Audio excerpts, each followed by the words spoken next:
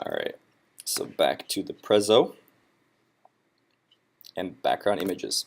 So we covered the first thing you should do, optimize your images.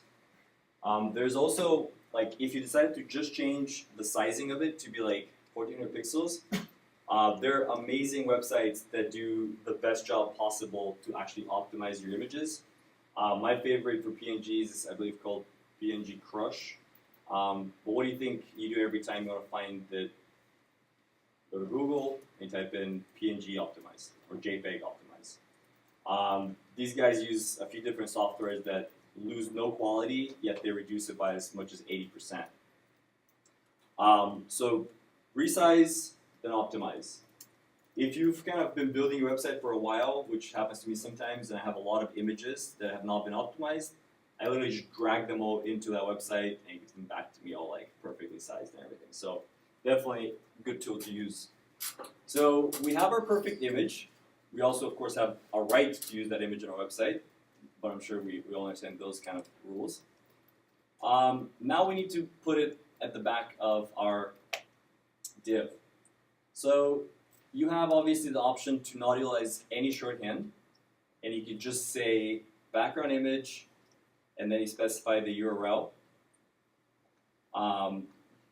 Or you can utilize a little bit of shorthand and state two more things, which are the source. What do you guys think this is? Position. Yeah, from the, I always forget my dyslexic, it's either from the top and then from the left, or vice versa. And then this is one of those really funny things that I don't know why they made it the default, but any graphic put as a background will repeat itself in both directions infinitely. So we sadly always have to say this. There's one more thing you can actually add to this. So if you are using a PNG, which could be a transparent graphic, you can specify a color value before the image. But I don't think we have to worry about that too much. It's a pretty rare situation. And then for whatever reason, you cannot include the size of your background image within the shorthand. So you specify it afterwards. Do we use these kinds of background sizes ever or often? No, not really. What do you guys remember is the one thing we do for all our heroes pretty much? Starts with C. We want to grab it and Contain. Contain, yeah. I prefer cover for a hero because what contain can happen is it tries to contain the entire graphic, and that sometimes leaves black bars on either the sides or on top and the bottom. When you say cover, it's saying fit as much as you can of the entire graphic within that space, but then you can lose a little bit from each side or from the top and the bottom. But for a hero, you imagine it's some huge graphic, you don't mind losing those like 20 pixels. You don't want to have those black bars. Yeah. What do you mean by a hero? Let's build it ourselves. Oops. So most websites, I know this one website that has a cool hero. Good people. So a hero is considered the main attention-getting graphic that a lot of websites put. Bootstrap calls it a jumbotron. There, I love their namings because they're horrible. The rest of the world calls it a hero. And it is extremely important. When I worked in marketing for a little while, it turns out that just having a human space on a page where you're trying to sell any point, not even for money, but just selling a point, has at least like 10% higher conversion. Us human beings, we like to be either a part or associate. We all are always trying to associate and be a part of something. That's why Facebook is great, because you're constantly showcasing how associated and a part of something you are. So here's our hero, and let's go and find ourselves a good hero to use. I don't know why this always gives me so much joy. Students. When I worked at a marketing agency, I would spend 6 hours looking for the perfect image for this website. There's us. Perfect. Now, you obviously can buy these, and if you're not releasing the website publicly, you sometimes are able to save this image.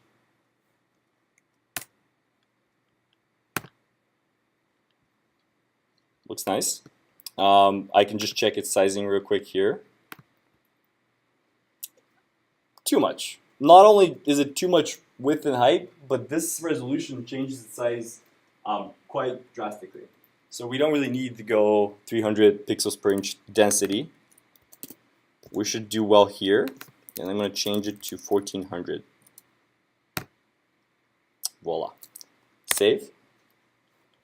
And what I can also do is click export and reduce its crazy beautiful quality even a little bit more.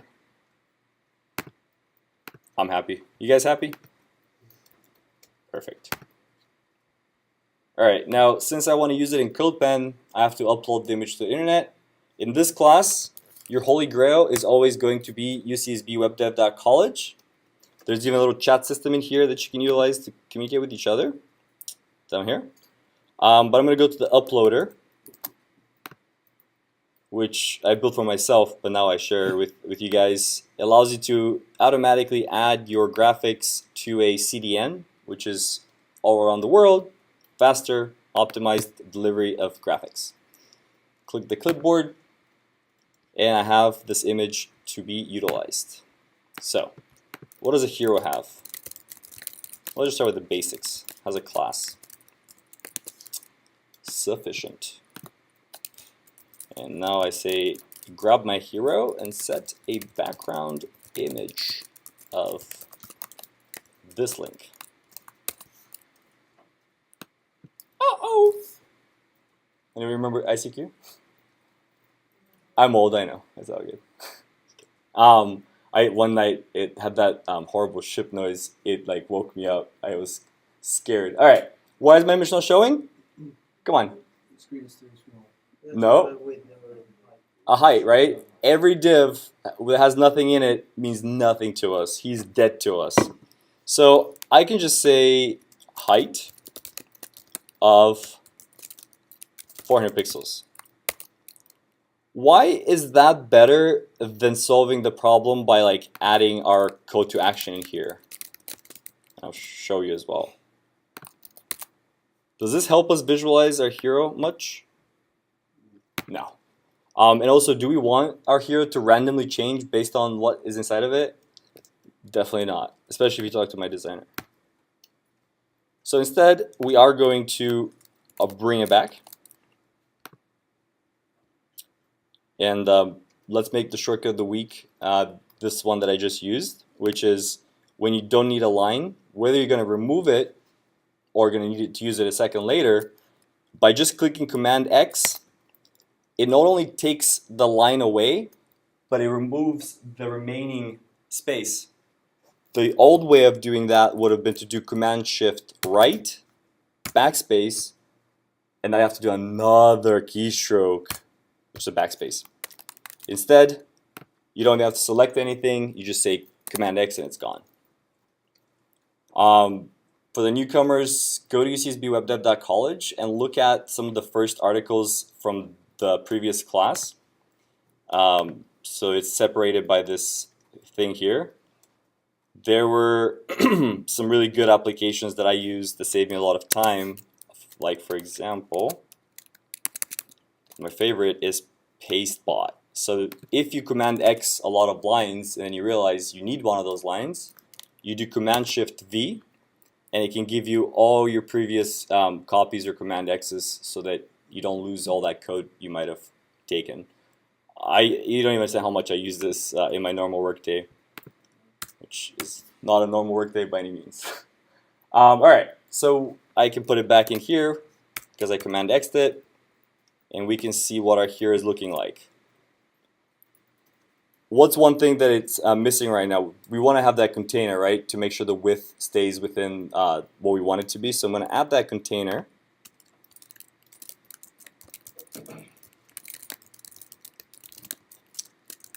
And the container is going to require only two things. The first one being, anyone? A width. But what's the hack that we use to center it?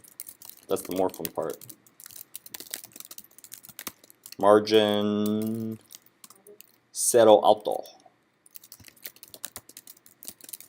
I speak Spanish, obviously. Fluent. It's hard to see because I changed my resolution to be quite small, so I can zoom out a little. And now our 960 pixels wide page has the nice spacing around it, and our hero is almost perfect. There is a problem though. I did not make it be 960 pixels wide, so how much of our background do you think is missing right now of the actual image itself? I'll give you a little showcase example. How much do you see here and here?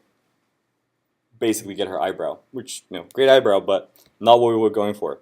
So how do we size it so that it fits perfectly even if we end up changing our mind about its height, which can sometimes happen? We specify a background size of cover. Oops. And now how much of her do we see? A lot more. You can actually tell she's a human, she has feelings, all the good stuff. There is one last thing we have to do a lot of times, which is, what do you think is the default behavior of cover when it can't fit some part of the image? In this situation, it's not fitting probably a lot of her bottom torso. Scales it. Sorry? Scales it. It does scale it a little bit, but we are losing parts of this image. And a lot of photography, they use this little squaring system where they try to keep the faces towards the middle of the photo. So by default, when you put a background image, it's going to stick to the top. So you're always going to see the absolute top of the image, which could be like the clouds, and people's faces end up like somewhere here. So a huge benefit is that whole positioning thing that we kind of saw earlier with the shorthand. Background position center. Now what are we seeing? Do we see pencils before? Probably important if you're trying to portray a student, right? A person with a pencil in their hand, more important than a beautiful girl sitting down and looking at the lottery ticket that she just won, which we now find out is not the case. There's also situations like our hero, which decided to be very picky about where these people are positioned. So you can also use percentages. You don't have to just say, center is like the absolute solve all solution. You can say like 70% to the top. You could also say like 30 pixels from the top. You can get specific depending on the graphic. There's also a lot of graphics where you might want to stick it to the bottom as well if there's like a huge sky.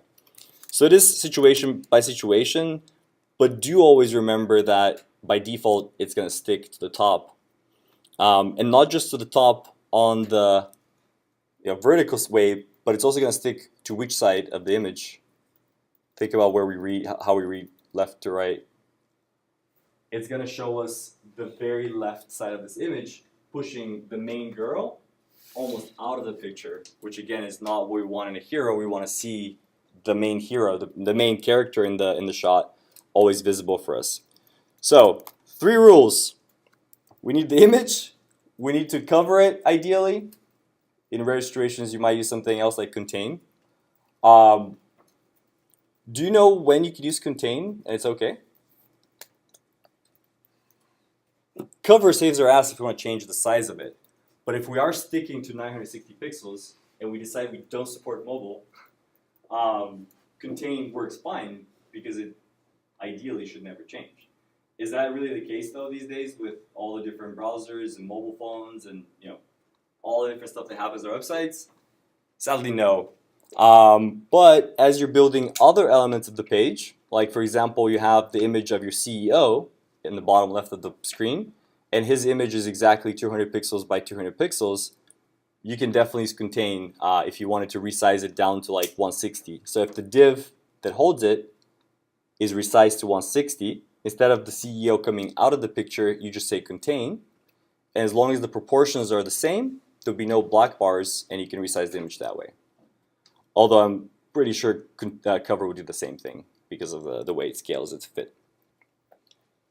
That's pretty much it. We didn't have to worry about no repeat in this situation. Why is that? because the image was big enough, so you didn't have to repeat it. We specified a width of 960 and we made the image bigger, so it should never be, there shouldn't be any empty space basically for it to repeat. In FreeCam situation, we support screens up to 3200 pixels wide.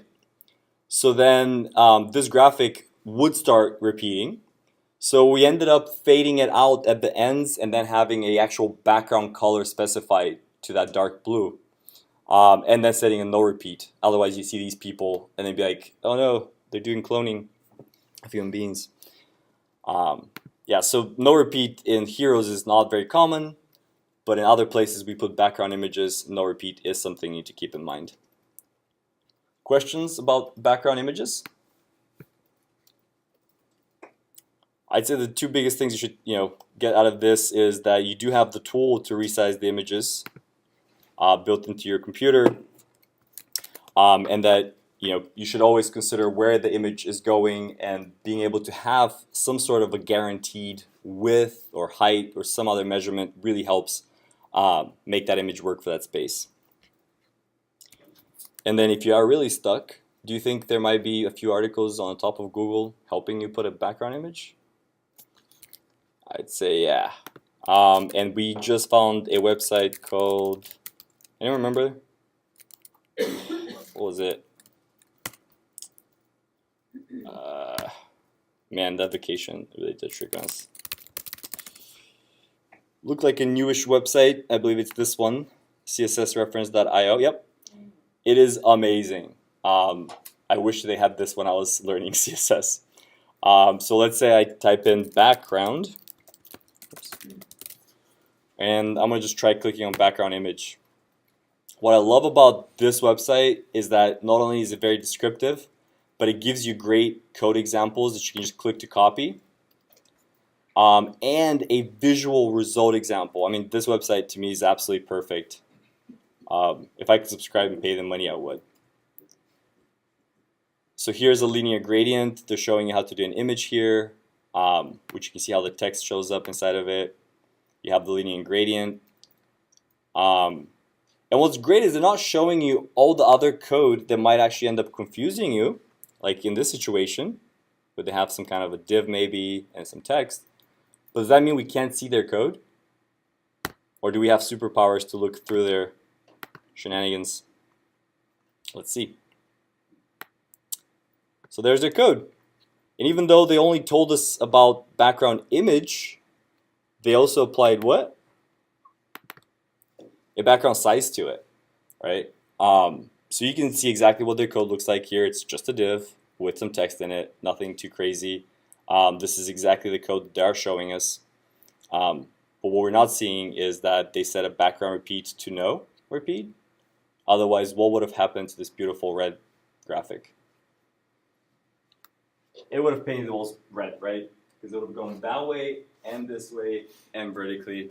The only situation you ever use the repeat is when you're making a pattern. So you end up using only like 3 pixels or 6 pixels of a little repeater, and it'll make like carbon fiber or some other cool effect like that. But we really don't use those anymore. They're Web 1.0. Yeah? Can you just remind me how to find which, when you do inspecting on websites, which framework is qualified? Oh, so there is an extension that I forget. Did we cover extensions, or we didn't have enough time last class? I don't think we ended up doing it. Yeah. So we haven't covered these yet, but there is a entire video recording from the last class where I went in detail with a lot of passion. Then I put the links to each one. So this CSS viewer makes it like 20 times easier to actually inspect CSS without the developer tools. Literally, as soon as you put your mouse over the element, it does a beautiful job of like showing you all the types of things applied by grouping them, like related to the font, related to the color, related to the box model. So this, when you're learning this kind of tool to be able to quickly go around your page and see exactly what's happening, can be very beneficial. The one you're talking about though is called Web Appalizer. I recently installed it again because I was interested. and it's fantastic. It tells you that it's using WordPress. It tells you it's using jQuery. It tells you like all the different tools like Bootstrap. If they were using it, it would tell you that they're using Bootstrap, helping you to see what people are using. So if you're interested, it's a good one. And then the list kind of goes on. I've even added a few new ones I wanted to share with you guys. We just didn't have time. We did go through one. Remember that one that steals, like you spec the element and then you can copy its styling. Just, yeah. Sadly, we were too excited learning other things. Does that help? Or do you want me to actually, so, That's exactly what I wanted to okay. Can you show again where you find those? But yeah, so you have two options. One is basically right click and inspect on an element, Yeah, but where do you, how do you get there? or right click. Yeah, but to US Web Dev College, and then Oh, you are you just talking about the do blog? sessions. Yeah, yeah, no, yeah. Oh, sorry. Yes, that's on the blog. And it has recordings from almost 90% of the classes we've done for the past 2 times we've taken this course, and a lot of other just useful things I've shared. A lot of basically freebies that are like themes that you have to buy from other places that I've shared, and a lot of other cool stuff. Yeah, a lot of hours of entertainment indeed. All right.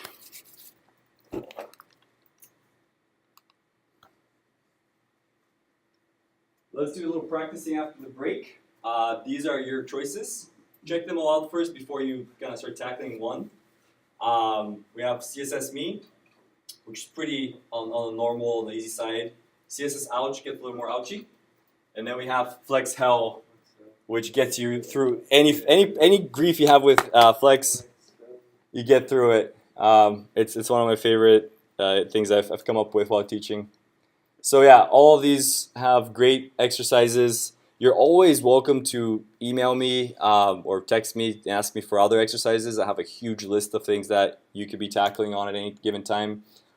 These are just more really fine-tailored to what we've learned in class rather than throwing you on the big spectrum of availabilities. So enjoy these. Either now after the break.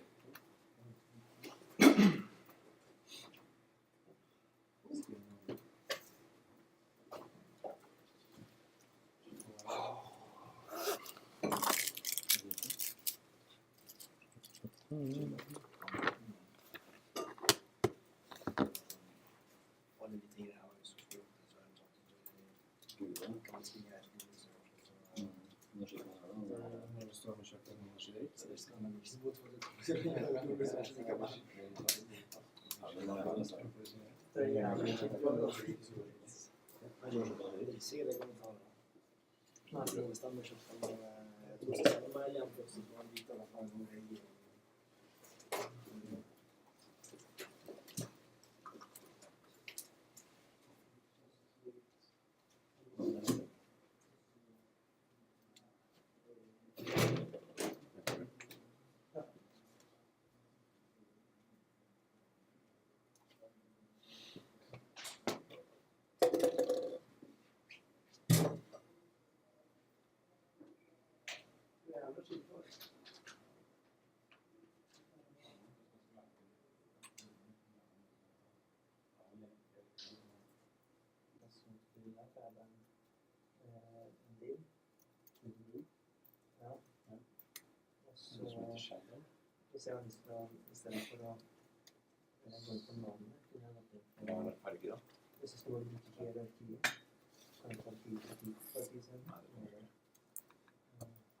How many people have tried Free Camp?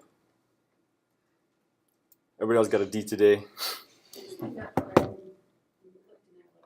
Yeah. No, we get really busy in January because obviously it's like the same thing with gyms. People get excited to be productive.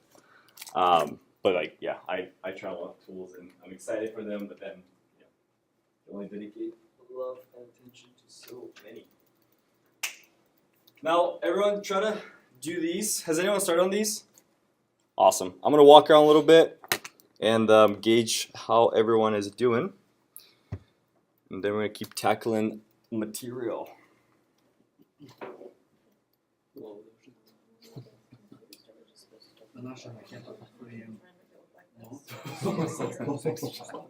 Probably easier to get more kids to that stuff, right? Because Det er andre bilder. a lot of bubble. Så den tar da 60% og 10%. Because then you have more space and stuff. Men hvordan er det som står på det, liksom? Vi kan det på. Det er ikke noe container It's already there, so det er what bare am I trying to do? Vi er på Make another one? nummer 2. Men hur lång Can we go back to the Du må få background, har ikke noe størrelse. Det er poenget. At størrelsen skal sette seg. Nå skal du bruke these are more like Det måste sätta examples större you sin can play with. background. Nå er den satt ikke. Og så det jeg, som jeg tenkte, vil jeg skal den ha It's just like showing you stuff. There's størrelsen no på place background. to do anything. no, all the way down. Ja, inte. Oh Så yeah, då- some techniques För du ser på to. the div så står det with the height där. Så You're där är right. så. Which one was that? CSS me or Oh, that's Ouch.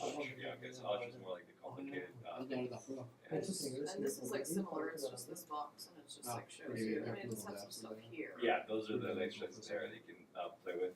Okay. But that first one I think is the one you open that gets started. If you are not familiar with Flex whatsoever, it actually doesn't, Flex Held doesn't really require much Flex skills in reality. So let's look at it really quick. Click on this link. Because you don't have to write any CSS code, which is, I guess, even crazier thing about this exercise is that you master CSS by not writing one line of CSS. All you're required to do is add divs within each other until you match this picture. And every time you create a div, you have two options. Either a plain div with no class, or you add a class flex. Now, if I add a class flex, what would the result be to its children? They will become columns. Yeah. So I'm going to put some text in here. And that's not what we want. A little quick tip. Every time you see flex, you will not have text directly inside of that box. You'll most likely have boxes inside of it. And I put nice little textual hints like 1, 2, 3. That also assists you because if you see text directly within an element, like our first div, then it probably doesn't have a flex class on it. So you can just put the word 1 inside of it and add boxes afterwards, like this, 1. But then if you go down here to this blue box, which we already have a blue box, does it have columns? Are there columns within this blue box? Yeah, there's 3 columns, the green ones, meaning I need 3 divs.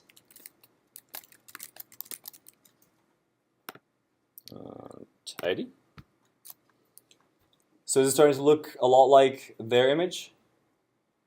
Yeah, I just have a horrible resolution, so it's not as simple. I do suggest to keep the same namings, like 1, 2, 3, and 4.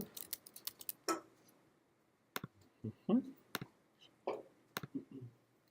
voila, I have started to make it look very similar to that image. So the whole concept of this entire exercise is to start really realizing that whole parent to child relationship of flex boxes without having to worry about any syntax or anything like that. It's more the conceptual. If I add flex, then my children, all of them, will become columns. And it can look very intimidating to somebody who is afraid of flex, yet once you actually get through a little bit of it, it feels a lot better. And if you get really discouraged, I posted the final answer on the same page. If you just keep scrolling down, I put some spacing, but this is the final result. And it does look intimidating, which is why what do we do when we have intimidating code? We collapse it. When you're done with a section, let it go.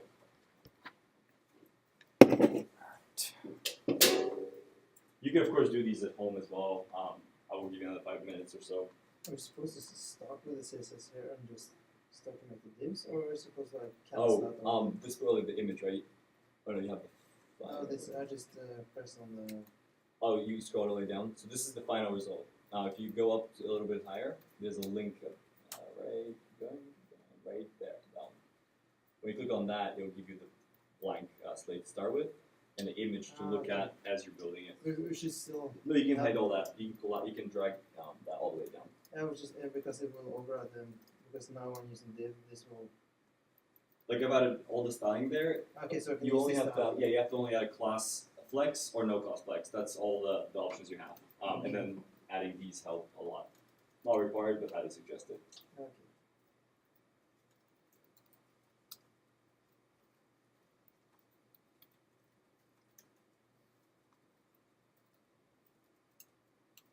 I gotta say, every time I see somebody deciding to tackle Flex Hell again, I love it. It's like that's when you know you're ready to exercise, you're ready to get it in your bloodstream. No, that was my fault. I actually did some changes to make them appear on top of each other because before you were able to do the same thing. I tried to do some. If you look at my lets you see, I did some interesting things. Just play around with it.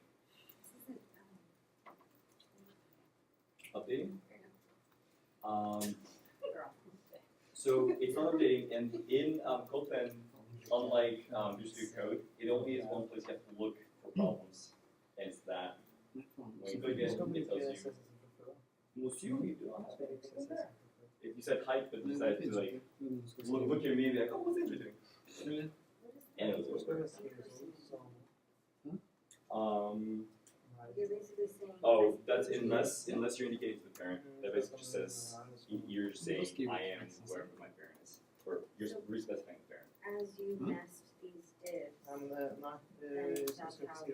That's what you're gonna call it. And that's why I'm using that gradient because it says my immediate div child. That way you guys don't have to add any classes or anything like that. It's automatic by the levels you go in. And with less, you don't have to keep rewriting all that stuff. You just keep indenting it like that and use So the this parent. doesn't work on. No, yeah. So if you click on this little drop down and do view file CSS, that's what you would have to write otherwise. Div. Oh, wow. Yeah. So we're gonna learn about it. It just adds another whole like level. So I didn't want to get anybody confused.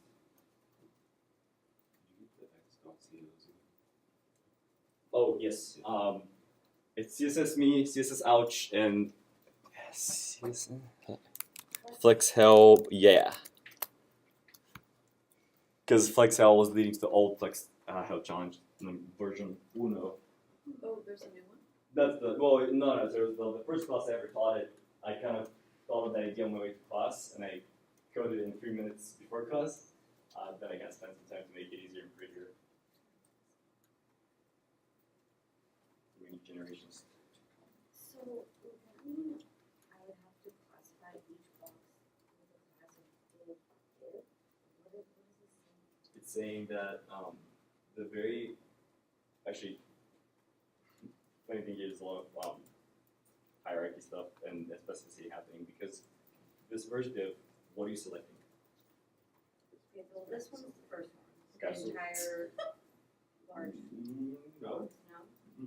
it's just every div, right? You're just saying div. Oh, right. And Okay, then so it's just everything. This one, funny enough, does the exact same thing. Uh-huh. And so it does that one. And what's happening is that because we are using this more specific and more specific, it's constantly re-overwriting each other. So if you inspect one of the deeper ones, you see how many times Chrome has had to like kind of say like, you're no longer right, you're no longer right. Yeah, you're going down. You see like no all these different colors. Like they all get overwritten, overwritten, overwritten. It looks more complex than it is. I have to do a lot of these types of hacks to make sure you guys Yeah, it's nice. can't go wrong with writing classes wrong or something like that.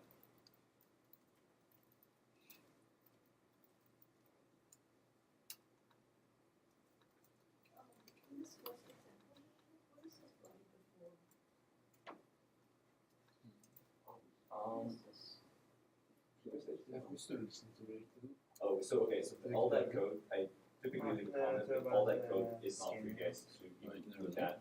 I've added some code to basically help you, like for example, to see this image, like ganska tung praxis It's just some fancy Kan man code skriva edits det to make sure sen, that you guys know Mm. most of Ja. like Det är så Oh, tungt att det skulle ta Just add up men totally here. exactly. So if you go Ah, this, it nej, has like du all tänker the skriva spaces klass between eller them, skriva like, bara actual box to make sure that you have to scroll. change background men Yeah. change color. So if you start seeing a lot of lines of empty space, Mm. probably dead end. Men det är väl bara den sista. The dark side of the moon.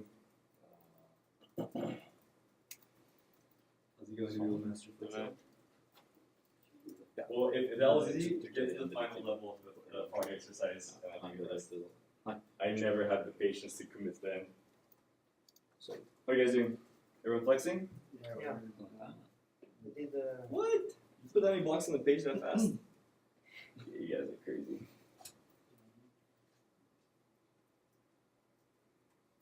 Yeah, there was a lot of people kind of struggle with a certain part of that concept.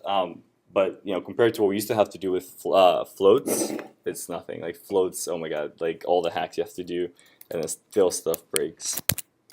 All right, guys, definitely check these out at home.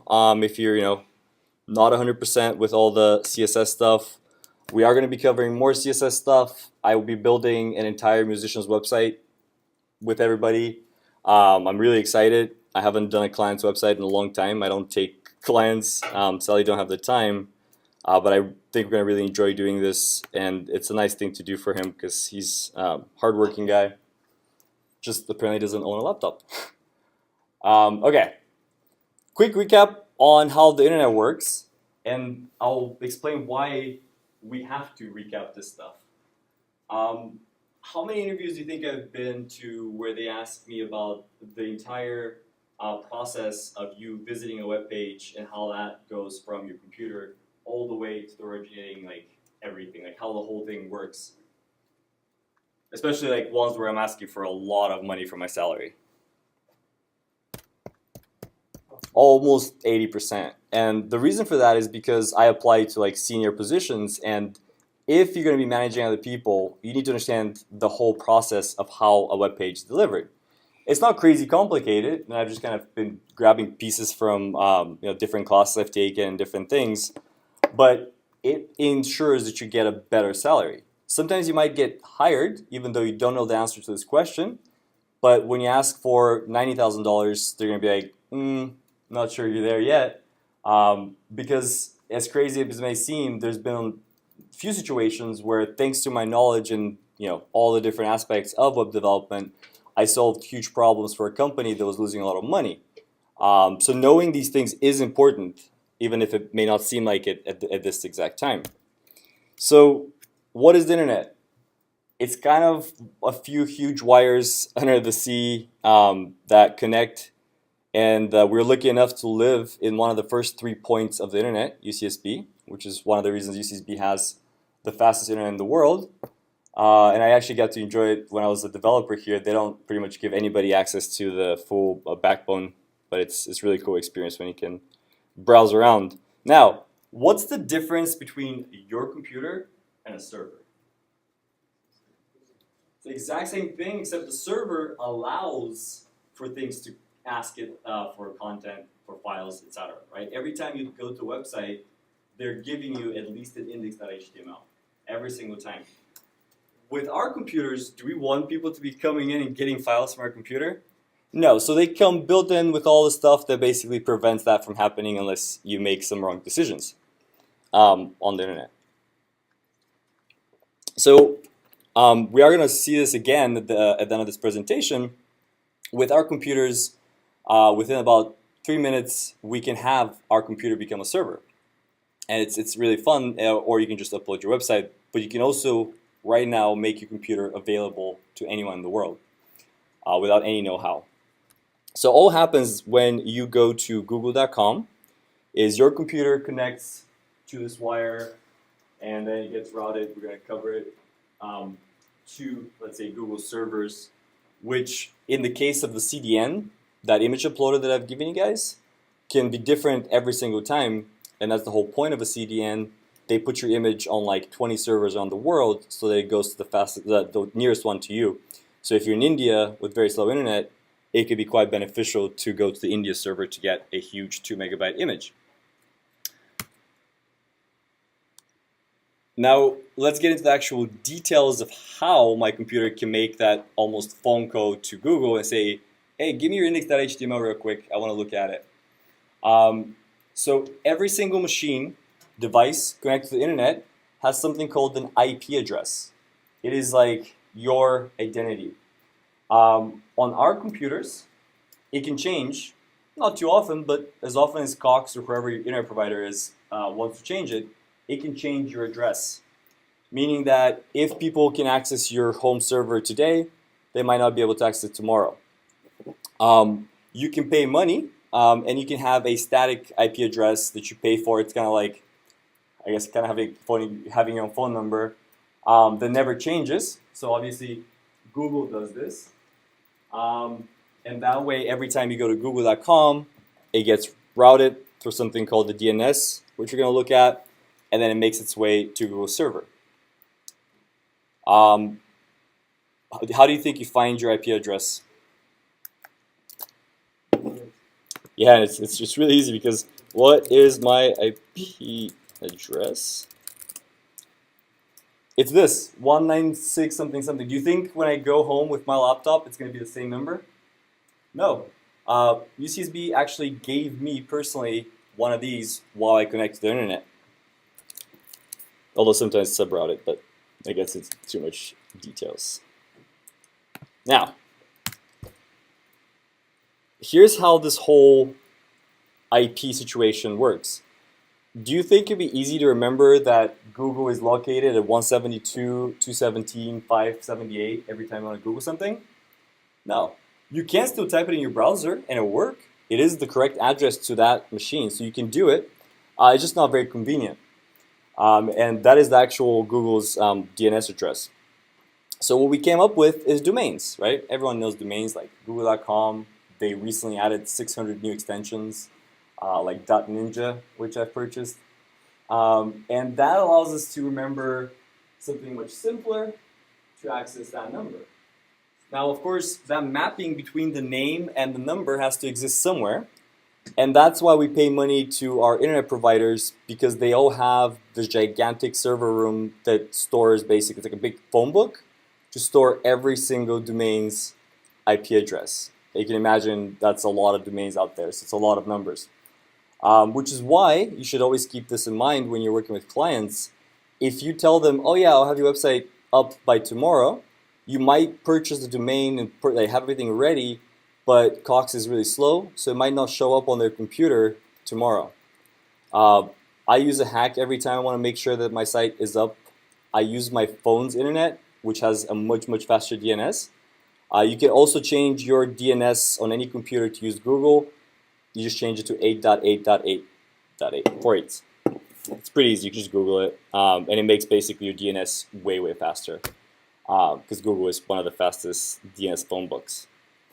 So I go to Chrome or Safari.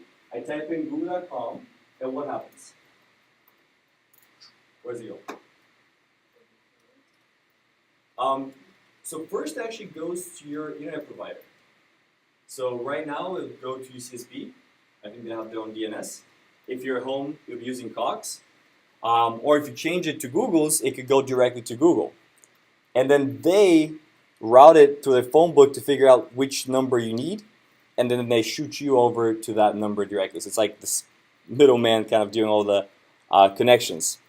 Then Google basically gets the simple, it's called a GET request, and just shoots back that index.html. Now, that's the cool thing about an index.html is that once you get it to the Chrome, it starts seeing that you have a style sheet or a bunch of images. It only then starts making more requests to get those. And all your images are stored where? On a CDN, right.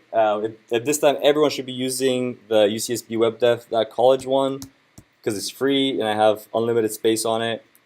Definitely utilize it.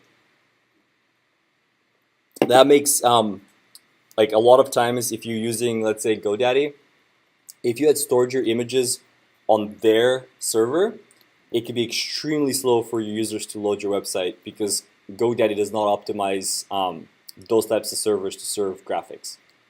So don't ever store graphics on your own server. It's not really great. I'm sure if you've used WordPress, sometimes it takes like a minute to upload a graphic.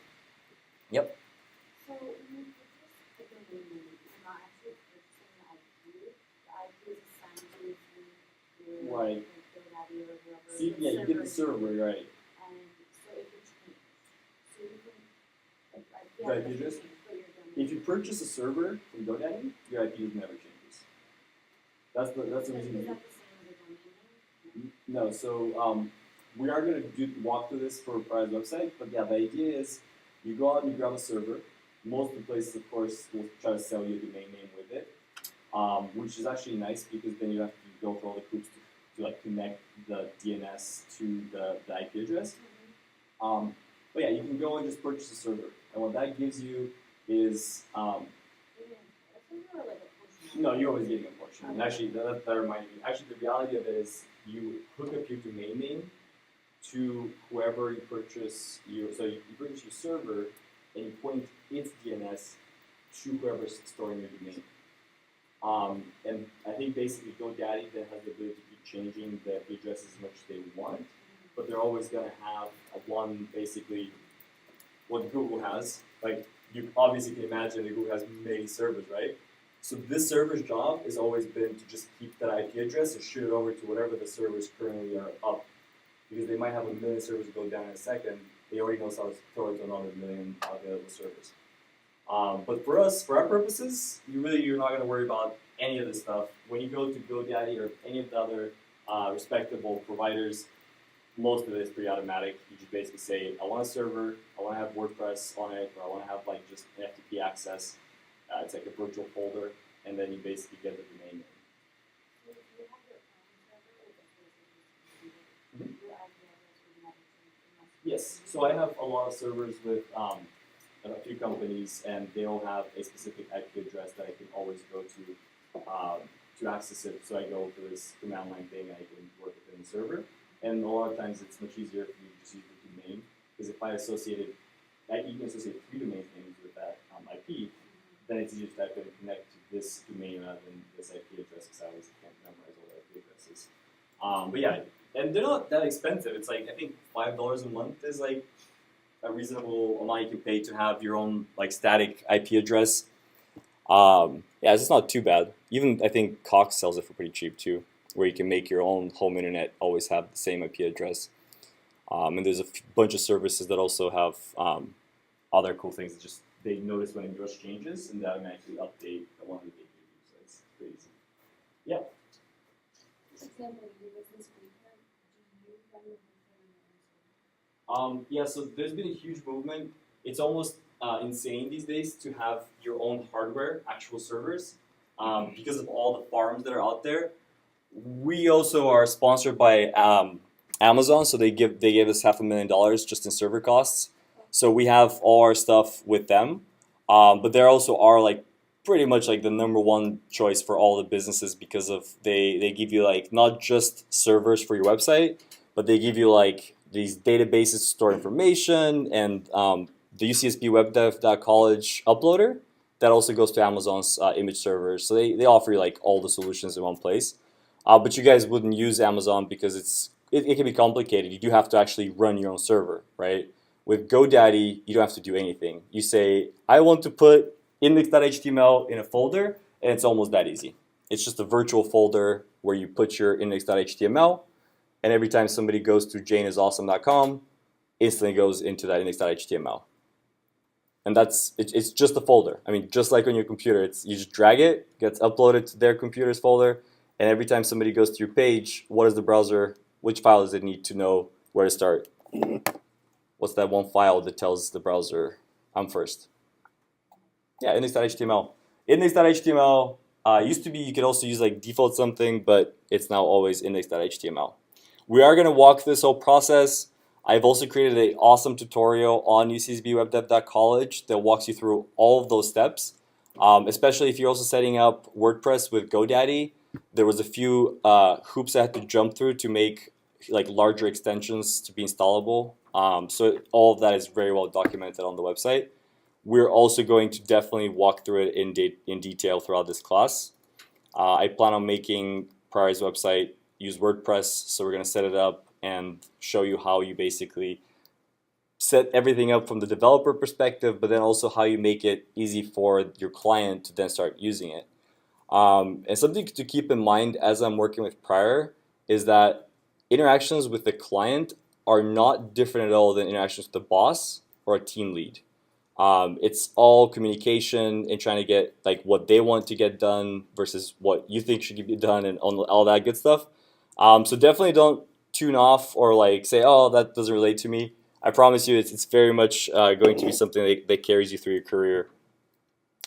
Most interviews end with the questions, how would you deal with this situation? And like having dealt with a lot of clients was like always a big plus because I'd experienced so many different situations that I already had something in mind of how I would deal with a complicated situation. Cool, so do we know what an IP address is? You cannot be connected to the internet without an IP address. It is impossible. Because when you make a request, they need to know your IP address to know that you're real. Yes? So this is a little off topic, but hopefully you can explain it quickly. So what does a VPN do? Yeah, that we're talking about after class. Doesn't really affect. It's more for like when you're doing certain things on the internet. Sometimes it's nice for companies to keep their basically system protected by routing it through a VPN. So there's only one entry. If you're in China, it's the only way to access like YouTube.com. But yeah, definitely not in the web development topic. All right. There's that whole thing we just talked about. Google.com goes to Cox's DNS. It knows that you're saying Google, but you really mean to say this. So it just connects you, routes you directly to Google, who then returns a index.html. Very often, you might end up downloading things from as many as 70 different websites on the internet. Visiting any one website, you most likely are downloading about 70 different pieces of files from different servers. For example, you're downloading their Google Analytics, which is served by Google. You're downloading some other tracking, some cookies, not the good kind. And it all loads in, well, it used to at least, load up from the top to the bottom, which is why we put our CSS on top and our JavaScript on the bottom. All right. Now, it's always so important to me to break down that whole like idea that a server is complicated or something scary to like fear. The reality of it, it's just a freaking hard drive that's accessible by people on outside your world or your home network. So all you get when you really pay for a GoDaddy service is they give you access to something called FTP. And FTP is just these credentials, just like you log into your Gmail, except you can use it in one of 1,000 different softwares to show you the folder you have on that server. So you drag and drop your index.html into the virtual folder, and then it appears on your website. So that's all it really is. GoDaddy is giving you access to a folder, which then they've mapped to go out every time somebody requests your IP address. And you really don't have to have any other file except index.html. You can have your CSS on a CDN if you want. You can have your images somewhere else. But it's up to you. When you're installing WordPress, which we might cover a little bit of the installation process, although every single online provider now has like an instant installation. So you just say, I want WordPress, and it's just already on your website. So you don't have to do much. But we will go through the basics. It's just dragging the entire downloaded folder in and then setting up a database. Now let's talk about paths, which are both extremely important when we're developing on our own computers, but then become even more important when you're actually up on the internet if you are storing your style sheets or images on that server. So a relative path, as the name kind of indicates, it is relative to what? The previous path. To the Or current the path. directory The or- current path. yeah. Like if I'm in index.html, I'm in the root folder. And then if somebody clicks on a link that's a folder called love and then another folder 2018, then the HTML file in that page, all its links that look like this are relative to it. And the reason we need to keep that in mind is because that does happen all the time where you have people writing throughout different pages. And you want to make sure that you don't copy a relative link from index.html and paste it into another page thinking, oh, should work great. So what do you do to prevent ever having a problem? Absolute. Now we don't do that in on our own computers when we're not running a local server because it looks kind of like this, right? Users, a grublib, etc. But what do we use when we turn on Visual Studio Code? Come on, guys. What do we turn on to have a server? Go live, yeah. I don't even know what the name is, like live server or something. All I know it's amazing and we love it because it makes your life very easy. So what does that do, guys? What do you think it does when you click that button? It creates a server, like a little mini server that serves HTML pages. Actually, I don't know how in depth it goes, but I'm pretty sure it's limited to just serving HTML. You can't run any actual programming languages on it, except for JavaScript, obviously. And what does it look like when we access our Go Live server? What does the domain name look like? Come on, you guys have seen it 1,000 times. You guys sleepy? Yeah, local host. The funny thing about local host is one of those things that you can access the exact same thing by 100 different ways. I'm pretty sure every single computer you could also do 127.0.0.1. In my house, I've mapped every single computer to something like 10.0.1.52. That's my big computer. I have 73 devices connected.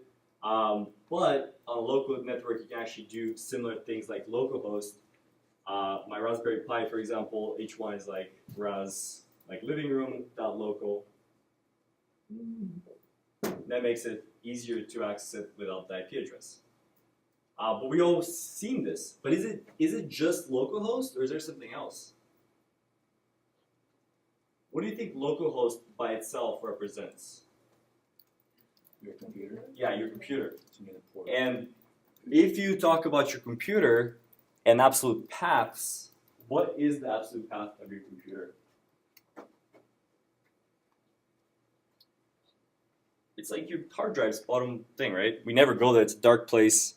It's not meant for us to go there. So we wouldn't want to use just localhost. There's 2 dots, right? There's a colon. And then there's 4 digits or 5. Actually, this one does like 5117. You remember those 2 dots and then the number generated? By the way, guys, there's a really cool tutorial on how to set up Visual Studio for this class. It has all the plugins and everything. So this is what I'm talking about. I go. 7.0.0. Is there a 2? Mine says 127001:550. Oh, okay. And you know, a lot of times you are going to see random ones. 3000 is a commonly used one. But what's the problem if like every service that you're trying to run locally is using the same port? It won't allow you to actually start because they'll conflict with each other. So let's go live. Oh yeah, mine's 5500. Oh, you're talking about the 127. That's what I was. Sorry. Yeah, that's what I was talking about here. That these are the same thing. And I'll prove it. So I'm going to replace this with el localhoste, which is Spanish for localhost. Oh, missed the letter. And cool, works the same, right?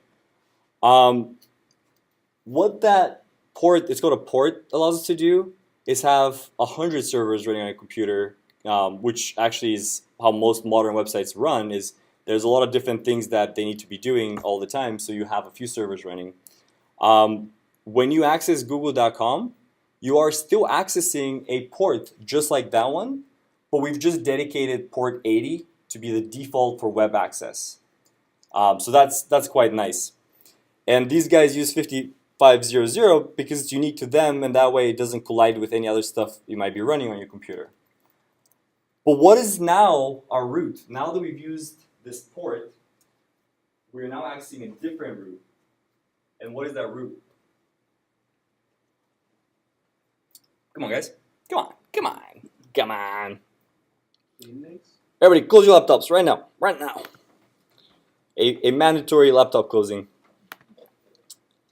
I'm not even joking when I tell you this stuff is extremely important.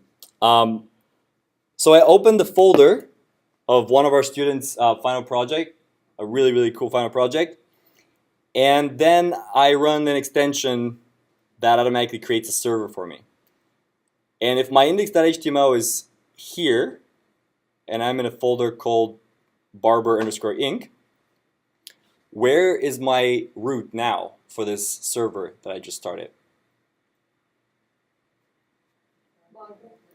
Yeah, Barber Inc. And that's why when some of you end up accidentally opening the index.html file itself, you cannot start a server because it doesn't know which folder to go off of. But when you do open a folder, it can actually start a server. So what do you think will happen if I didn't have an index.html? 90% of servers would just say, you're crazy, 404, or whatever kind of error. These guys, I believe, give you a little folder, like this. The reason most servers don't do this is because they'd be exposing a lot of information to the world that they probably wouldn't want to. You'll be amazed at how much very sensitive information is stored on servers publicly. I've been around a few huge breaches, and you wouldn't believe why those happened. So, this is the root. And when there's no index.html, the server decides what to do. In this situation, it's just saying, check out all my insides. Why is it extremely nice that we can now have a root that is the folder we're working in? How difficult would our, every time we want to access something be? Do you have to start all the way from the root of your hard drive? Like I was showing here.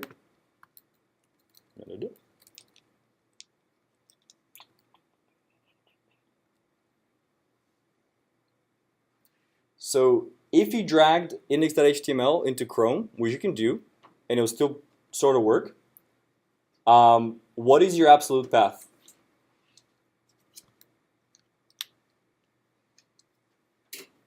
The base of your hard drive. That's the root of your computer. So when you drag any given file and you then type in /, you're saying / is the very beginning. But when you're running a local server with the live server, you now have a new root. Why is it useful to have this when you upload your whole folder to your server? Is it going to have a different root than this? No, it's the exact same root, right? And that way you can rely that every single time you say / and you're referencing some folders up to a file, no matter how deep in you are, you can utilize the exact same root path, which is the specific folder that you're serving to your users. So that's all the magic that this Go Live server does. Creates a little server and states, every time somebody wants to access localhost colon 5050, I will serve them this folder. Pretty straightforward. Cool. Now, we have a little more path talk. Relative paths can be useful. For example, there are situations where you will 99% of the time have the same kind of relative structure. For example, a lot of websites have a CSS file which has a images folder right next to it. So it can easily access this, which does what? What is that saying? No, so root is if you have that like a / and then stuff, that's root. This little wiggly line is saying relative to me. And actually most of these do the same thing. So this / is identical. A dot is referencing to the current directory. Two dots on the other hand are referencing which directory? One up, yeah, so you're going one back.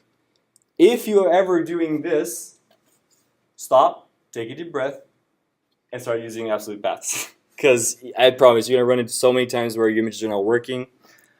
Or better yet, you can store your images somewhere else.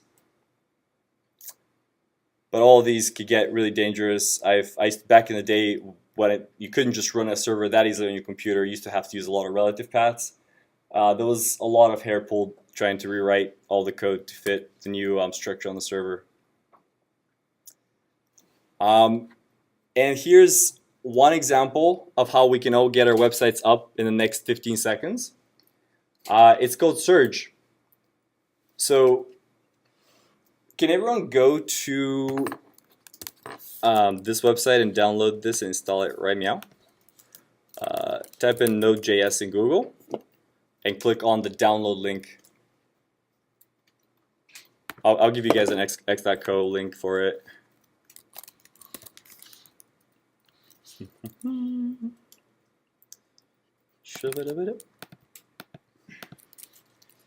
How do you create a local host if you're not using any framework or not the extension that creates the local host? We'll go through that. It's quite easy. There's a lot of different, like you can run a server from like almost all the like JavaScript runners. They make it very easy. Most IDEs also provide it. So you can go to x.co/nodeme.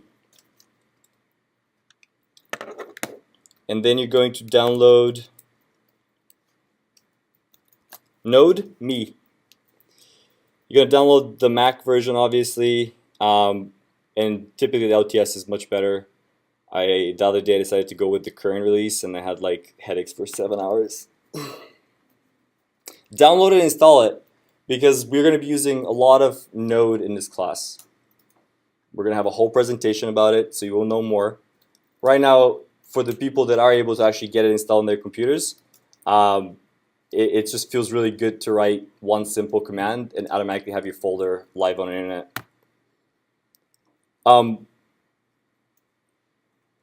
Whitney is here? No? Oh, I've been showing her website the whole time. Okay, so I'm going to put her website live on the internet right now. And let me show you how hard it is. Taking a sip. Typing in Surge, saying yes, and then typing in, you don't have to change it, but I'm going to change it to Whitney is awesome. 3, 2, 1. Whitney is awesome.surge.sh. Are we up? Up? Oh, I renamed it. Pfft. What a scrub. Not to worry, you did this and that. Sable attraction, that was good. And Whitney is awesome. Anyways, if I didn't decide to break things on purpose, it would have been a little bit quicker. Boom! Look at that. I put up a website on the internet from something that I can build locally in 5 seconds, and any one of my friends and family can go to that link to access my website. It's one of the very little things that Node can do, but it is definitely a great one. So the instructions are as follows. Download Node. Once it's installed on your computer, you will open up a terminal, which I've already included in everyone's Visual Studio Code. So you don't have to actually do anything too fancy, except click on a little icon. So let me pull this up for everybody to see. When you open up Visual Studio Code, for the people that have it, it's this little icon with the little arrow. And here's why this is extremely nice. If you open up the terminal tool that comes with all our computers, you would then have to navigate to the folder where your website is to be able to upload it to the internet. With Visual Studio Code, it instantly opens the terminal in the current folder that you've opened. If you don't have Visual Studio Code, sadly, you will have to open up a terminal and then type in npm -g surge. It's a shorthand for saying install globally surge. Let me double check. Yep, perfect. Who has gotten Node installed? You don't. It's just there. So now we're going to use it. And to use it, open up Visual Studio Code in a folder of a website you want to upload. If you guys don't have Visual Studio Code, all you have to do is type in cd. And then when you do like curly, it's your local like directory, meaning that you can access your downloads or your documents folder. So if you have a little index.html page in your documents folder, hopefully in another folder instead of documents. But here's how easy it is to, if you don't have a website to test this with, I can just do this. Go to my downloads folder, type in make directory test, go inside of it, make an index.html file, say I'm awesome, and then type in search. And that was the fastest a website has ever gone up, to tell you the truth. I'm awesome. Yeah, that's how quick that is. Obviously, I don't want you guys learning the terminal, which is why with Visual Studio Code it is much, much easier. Has anyone gotten their website up? Yes, you have to go to the CSS web dev website. There's a tutorial on setting it up with all the different extensions we have in class. Okay. And there'll be a new one soon with all the updates I've added for you guys. Do I need like code? No, it's really straightforward. We're also actually going to be reinstalling it soon, so you can just follow it in like the next few classes as well. Oh, but it's free. Yeah, it's free, open source. It has all the. Ah, I forgot that that's the important step. Yeah. What do we do once we're in Visual Studio Code? You click on the little icon that has the little arrow. That's the terminal icon. Okay, everyone, follow with me right now. You type it. You click on the little icon. Oops, down here. That has the icon, and if you hover over it, it should say terminal. Toggle terminal. Then you would type in search. The first thing it tells you is, hey, person, I'm about to take this folder on your computer and put it on the internet. Now, since we're in Visual Studio Code, we are in the right folder, but do verify, please. Make sure that you're not uploading your entire hard drive to the internet. And you click enter. The second thing you have to do is decide on your domain name. It generates some funny little domain name, but you can change that with the arrow keys and a few backstrokes to anything you want. If it's taken, obviously, I'll let you know. But then once you take it, you can keep re-uploading to the same domain. If anyone actually starts using it more often, I can show you how to have it so it automatically does all that for you. And so once you choose your domain and click enter, in a few seconds it is on the internet.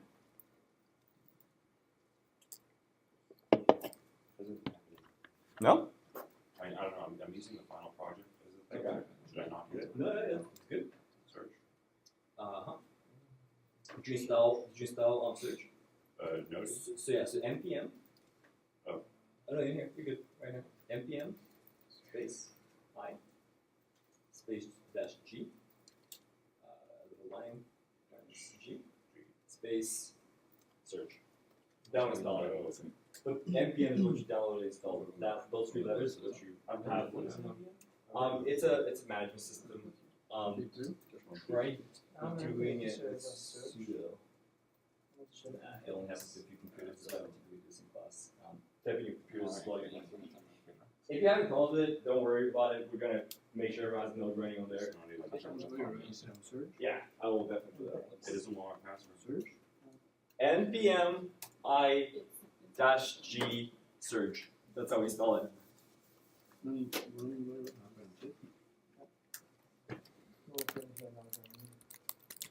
Okay, npm I-G search.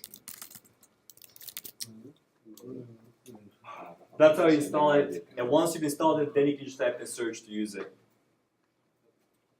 So I have a question about the domain. So how are you getting the domain? Like, did you Surge is giving it to us for free. It first generates a basic one, but then you can change it to anything you want, as long as it's not taken already.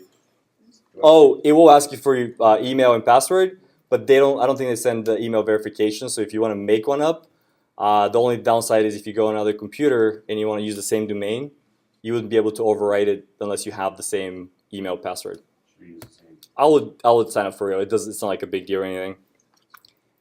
Yeah, what's crazy about Surge is that I wanted to go and pay them because I think it's such a fantastic service. But the only paid version offers you stuff that seems completely useless to me. Like they guarantee you SSL, but if you're actually trying to sell things on the internet, you wouldn't want to use Surge.sh as your domain name anyways.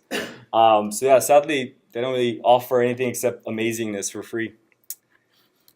A lot of modern documentation websites are hosted now on Surge because it's so convenient. It just works so well. Cool, guys. If you're having problems, do not worry. We will be making sure everyone has Node installed on their computers and running when we actually need it. Has anyone gotten their thing up? So I can pull it up? I have a question. Yep. Because it doesn't work to just type in search in the terminal. I have to write npx, then search, and then it works. Oh, wait. That's if you haven't installed Search first. So that command I had up there installs it globally. So npx allows you to access commands without installing them first. Oops. Yeah, okay, but I installed it. Did you run that? Yeah, And it still doesn't work unless you type in npx? yeah.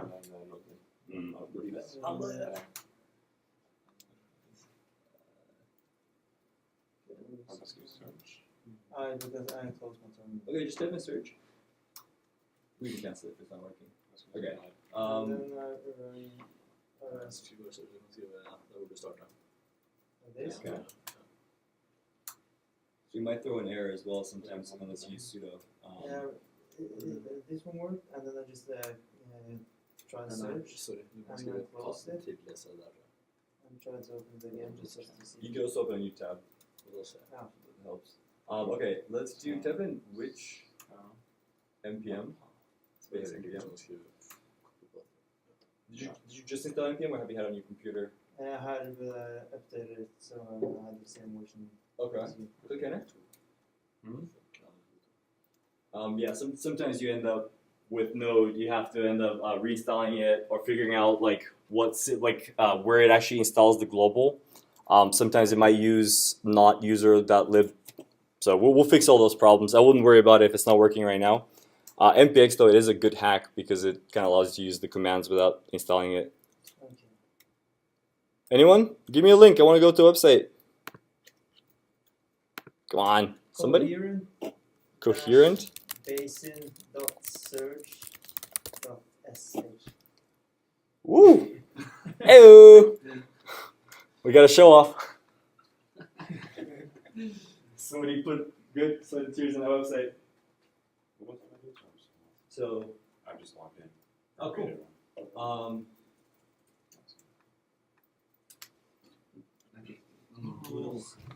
How long is this typically Forever. up? Yeah. They start. Yeah, you go to the website. That's why I was gonna go pay so that I make sure it doesn't go away. Wow. And they don't even offer that. And you can actually use SSL. I'm pretty sure, but they say it's not gonna force the user to go to the HTTPS version. Look. So it has secure SSL for free, just doesn't redirect you automatically. And I'm like, yeah. And they charge $50 a month for their premium version. They're cool guys. I want to find another way to help them.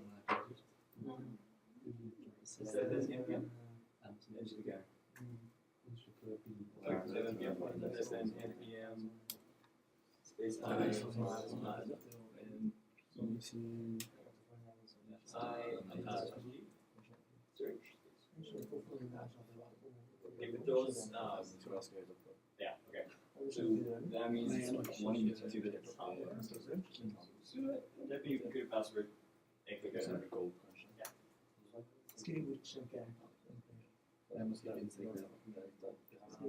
Oh, so you have actually installed npm. Did you download it from the website? Okay, go to x.co/nodeme. Not there. Did that? Oh, you already did it actually, right? Yeah. Yeah. Don't. I mean, that's why we did the extra session for the people that wanted to, right? I had it and then I tried to. That's a search. Yeah, we have it. And then you have to actually use the arrow keys. Sadly, terminal doesn't really allow mouse interaction. So left. Oh, I could ban. Okay. It's okay. Steep morning it is. It was steep morning anyways. I was just trying. I have to copy this. Oh right, yeah. Steep morning. You didn't remember. There you are. But see, here's what's really hard. This is what I'm trying to figure out. So that's not my final project that I turned in. And I was trying to this was my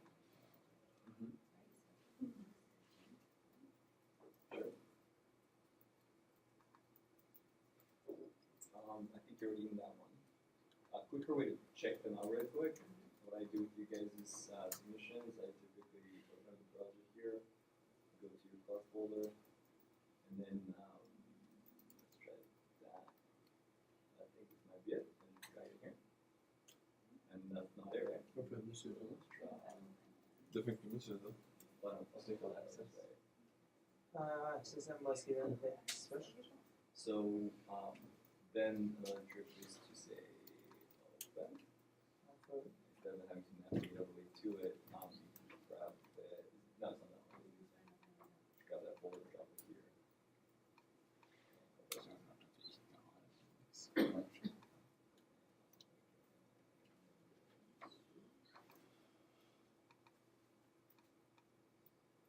And this time, I'll let you do the, oh, okay. Furry, was it furry something? furry chain. Can you, furry what? Furry chain. Chain. Alright, here's one of the final projects from the last class. Finally, just kidding. Furry, sorry. What was it? Furry chain. CHAIN. Okay. Look at that beautiful website.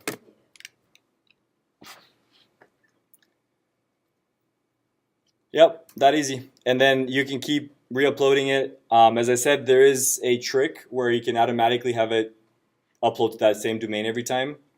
We're going to learn about something called, like what really NPM does is it allows you to have all these scripts.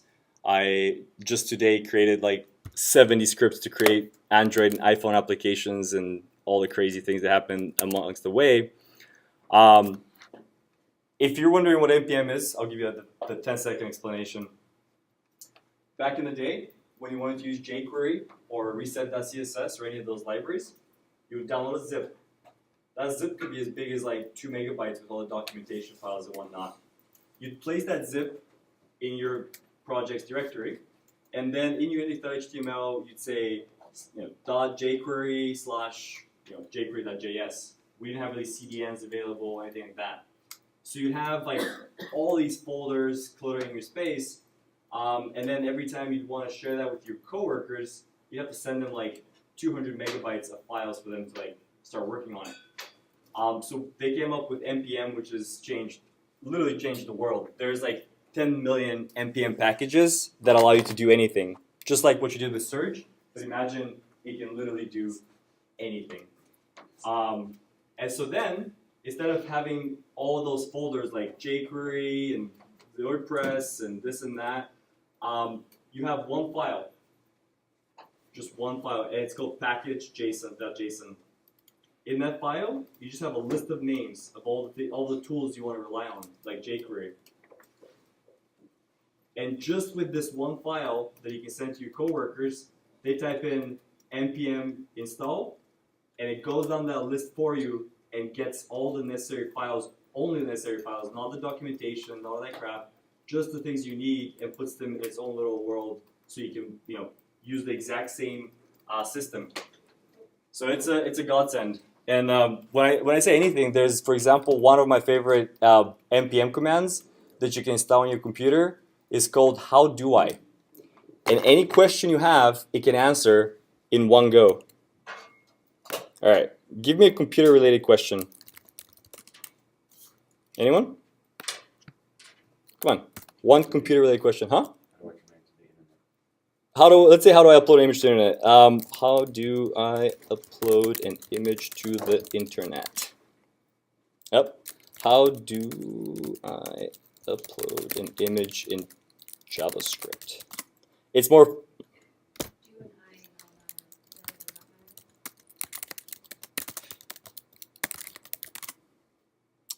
all that. Okay. This is actually I think because they run out of their queries to Google. But there's another one. How to.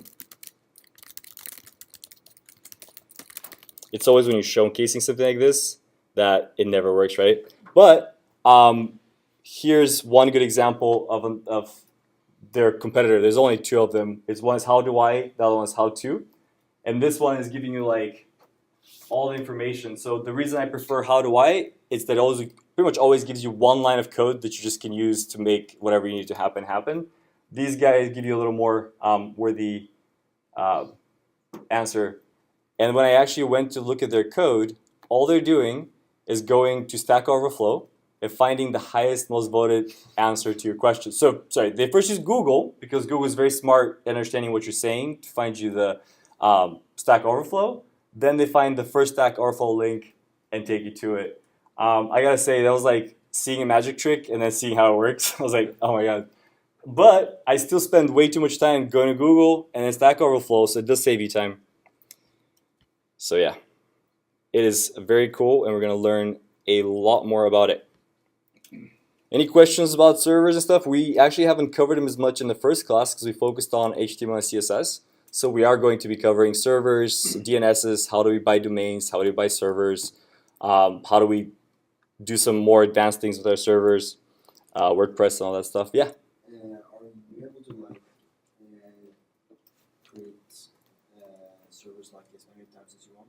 Absolutely. I have a lot of servers. My garage door, I have a special little Raspberry Pi that runs a server. Right now, from my browser, I can go to a website and it's going to open my garage door at home. And it's just a little node server that is waiting to hear me say open.